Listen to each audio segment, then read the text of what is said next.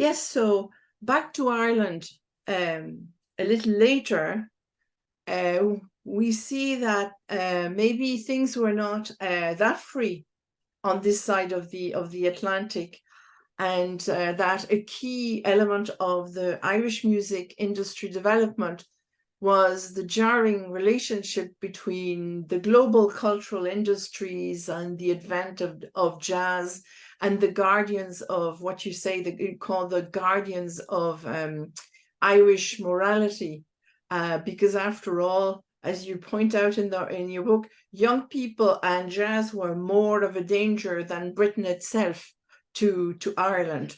So maybe, I think another important character and the legislation that ensued from it in a way is Bartholomew Goff. I presume that's the way I pronounce it, right? Anyway, yes, so I'd like you to explore maybe the relationship between what was thought as dancing music and really dangerous, and the recorded music, which was kind of safe. Yeah, I'm delighted that you've seen and identified that point. Live music, dancing in particular, dangerous. Recorded music, safe. And that's an incredibly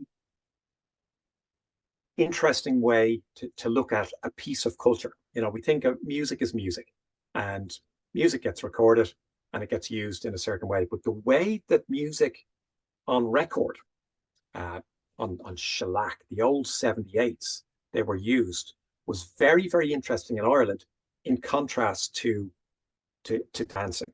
And draconian laws were enacted to prevent people from dancing. At one stage, you couldn't have a dance in your house. It was against the law. So things that had been part of the rural life, your neighbors helped you with the harvest. How did you reward them? You had a dance in the house. You pulled back the chairs, you pushed back the table, and you had dancing in the house. No, suddenly that's illegal. The very, very basic act of dancing is put outside of what's accepted behavior. And Bart, as I call him, but Bartholomew Goff, sometimes he used his Gaelicized version of his name, Justice O. Haycock. He really, really hated the idea of people dancing with any form of liberty or any sense of freedom. So we've got a female entrepreneur in New York who's left Ireland, who establishes a very successful business. We've got the Shanley brothers who leave rural Ireland, go to New York, establish restaurant industry, where women on their own are welcomed, in contrast to the policy in the 1910s, the 1920s, where, single woman in a restaurant, that means prostitution. Never mind that, in one famous case, it turned out, no, it's the wife of one of the wealthiest industrialists in the country. So it was just seen as odd. So in New York, the Irish were part of this incredible progressive movement, bringing cabaret, which is seen as, just an ordinary part of the entertainment landscape now. The Irish, the Shanleys, were absolutely a central force in making that a big industry. But back home in Ireland now, there was serious worry. There was concern. How do we protect our Gaelic customs, our Gaelic language, our traditions? How do we not be British? Because British culture has been forced on us. So I've got great sympathy. I can really understand Justice Bartholomew Goff's mindset, and he was a revolutionary figure. He wasn't sitting at home during the independence struggle. He was active. But when he became a district justice, with hindsight, we can see that his approach was very strict, was very severe, and ultimately it was untenable. It's very, very interesting. It's what the great theorist Stuart Hall talks about, this mutual siege that different groups in society Um, they're looking for position, they're looking to express themselves, and sometimes it's not one wins and the other disappears from the field. It's a mutual, constant siege that never stops. This battle for meaning, this battle for expression. But just as Goff hated dancing, there's certainly evidence that he didn't know anything about it. And he was challenged in court. The anti-jazz movement has been very, very well documented by brilliant Irish historians. But I was wondering, well, where did it get challenged? How come dancing is legal now? And so I wanted to see where the pushback began. And the deeper I went in, the more Justice Goff was a person of interest to me.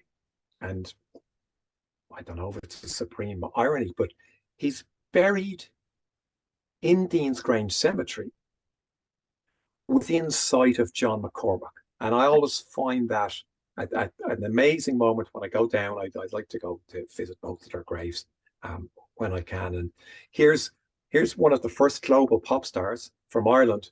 And here's someone who really thought that Irish people couldn't be trusted to dance, to organize dances. So DJ Goff went very, very hard. He was very DJ, restricted. right? DJ. Yeah. So DJ, District Justice Goff, he wouldn't allow dances to go on late. He wanted initially for a set amount of the time to be given to Irish dancing. Now, that happened in other places as well, but it became very, very common for the judges and for the other people, including the Gaelic League, to think, hang on, if we force people to do Irish dances, they just have a laugh. Like, they're not actually doing Irish dancing. They're just, it's disrespectful. But DJ Goff's big contribution, I think, to the morality of Ireland was the case, which I hadn't seen, Danielle. I'd never seen it documented before, the case of Julia Clark. And he didn't want people dancing, but it was more than that. He didn't want young people socializing, and he encouraged the locals in Blackrock, County Louth, to set up a vigilance committee.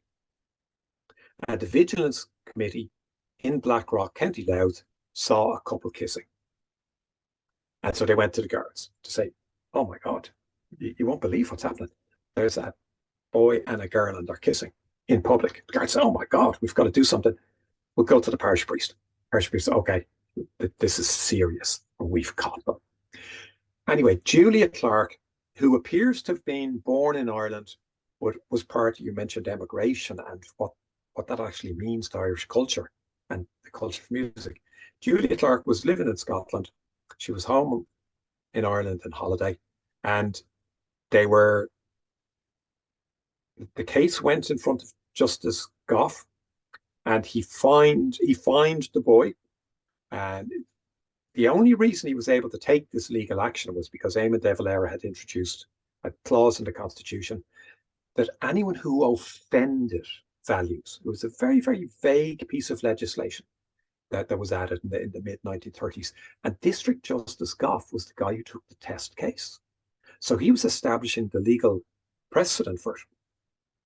And the guy was fined a couple of pounds because he was a local. He was from a good family. He had no previous. Now, Julia wasn't a local. There was nothing mentioned about her family, but there was this taint of woman living abroad. And so she was fined. She wasn't fined.